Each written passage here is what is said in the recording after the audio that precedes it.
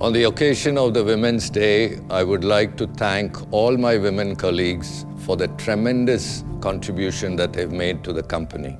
They have been critical building blocks in our journey, and I wish we had a larger proportion of women in our organization, and with that we could have gone to a significantly different level. At ELGi, we are conscious of the value that women can bring to the organization.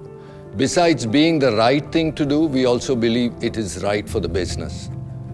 We are embarking and we have embarked on many initiatives which will encourage women. In our vocational training school, 50% of the young students coming in are women, and they are going to be the future shop floor employees in our company.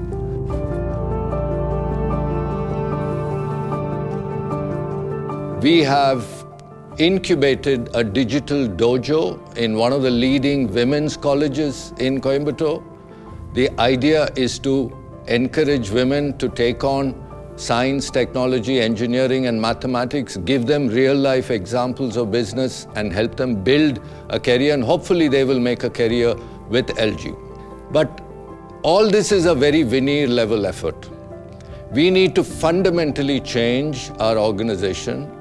At the end of the day, when we really look at it, it's a men's organization. All policies are designed dominantly by men and for men. We need to change this. We need to visualize a world where only women are there in ELGi, and how would those policies look like? And I think we are committed to make that journey. I'm personally committed to making that happen. And again, I want to use this occasion to thank all of you for your tremendous contribution. Thank you.